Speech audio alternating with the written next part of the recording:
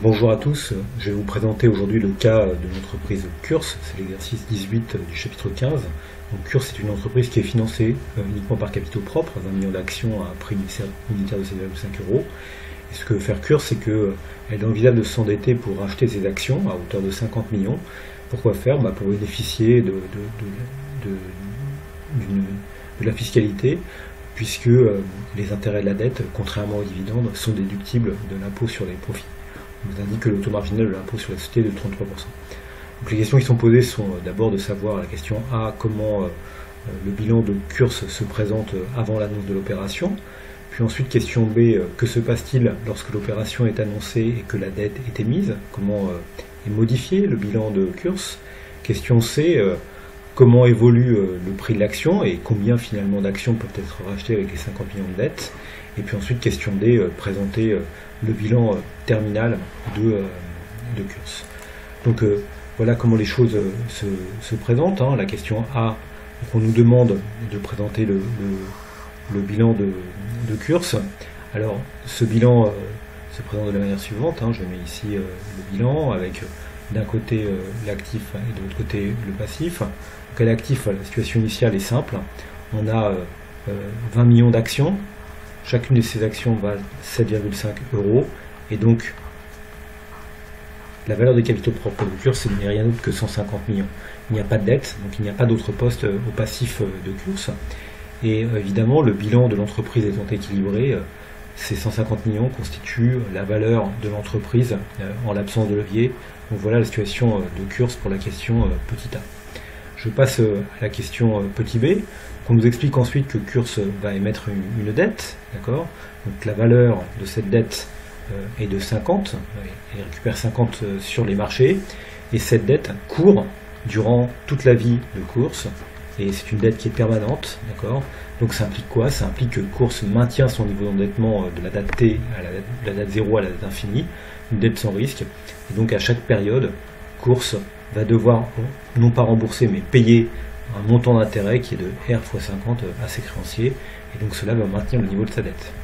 Alors, parallèlement évidemment au niveau du bilan, si Curse lève 50, ça veut dire que sa trésorerie va également monter de 50, donc on obtient 50 en trésorerie. L'aspect le plus important à comprendre, c'est que évidemment si Curse paye à chaque période 50 fois R de montant d'intérêt sur ses dettes, ce montant est déductible de son imposition sur les profits, d'accord.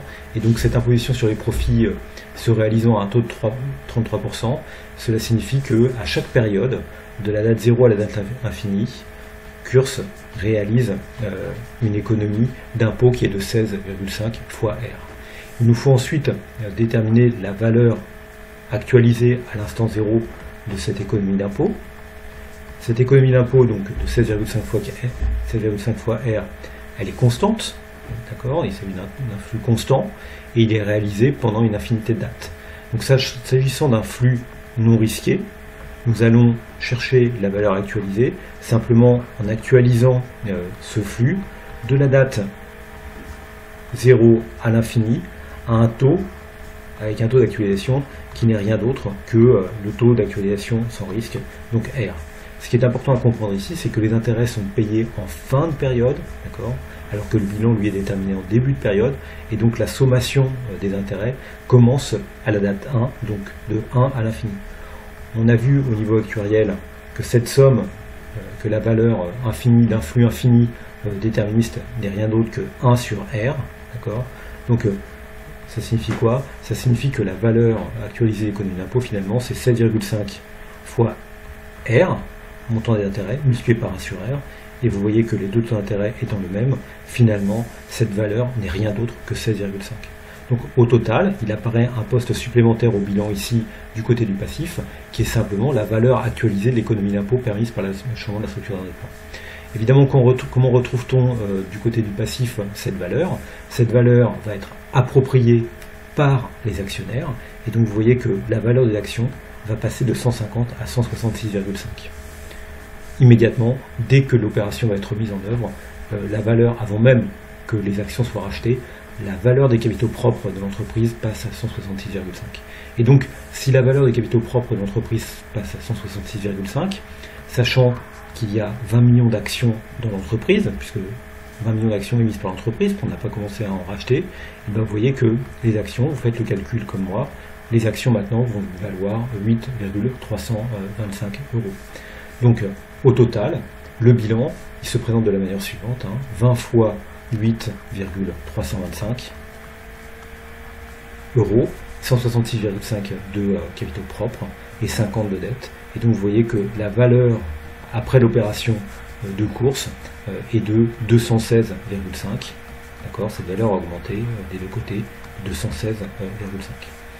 Donc je peux maintenant passer à la question suivante.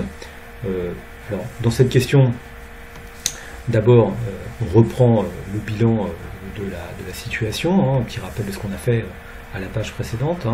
D'accord, donc je refais les choses, je les fais en rouge puisqu'il s'agit de la question précédente. On a donc 166,5 de valeur des capitaux propres, 50 de valeur de la dette, d'accord, et puis de l'autre côté 150 de valeur non leveragée sans levier de course, 16,5 qui proviennent des économies d'impôt et 50 de cash. Donc en bleu maintenant l'opération va être la suivante, on va utiliser les 50 de cash pour racheter des actions, d'accord, donc ces 50 de cash vont être utilisés pour racheter des actions. À quel prix ces actions vont-elles être rachetées? Elles vont être rachetées au prix de 8,325 €, puisque c'est simplement le prix qui rend indifférent les actionnaires entre le fait de garder l'action ou bien de la vendre. Donc, combien d'actions peut-on racheter? On a 50 millions à dépenser, 8,325 c'est le prix de l'action, et donc si vous faites cette division, vous allez constater qu'on peut racheter jusqu'à 6 millions d'actions, ce qui signifie simplement que le nombre d'actions passe de 20 millions à 6 millions. Donc bilan des opérations, comment cela se modifie-t-il? Vous voyez que ces 50 millions d'euros ici sont modifiés, que de l'autre côté, du côté du passif et de la valeur des capitaux propres, on a racheté des actions et donc il n'en reste plus que 116,5. D'accord? À quoi est égal ce 116,5? Ce 116,5 il est égal à 14 millions d'actions multiplié par 8,325. Donc finalement, la situation, on retrouve le bilan terminal de l'entreprise Curse, d'un côté avec une structure du passif qui est de 116,5 pour les capitaux propres, de 50 pour la dette, et de l'autre côté 150 de valeur sans levier et 16,5 qui est de la valeur créée par la fiscalité, par la modification de la structure financière et qui est en fait de la valeur capturée sur l'État. Voilà. Là, je vous remercie de votre attention.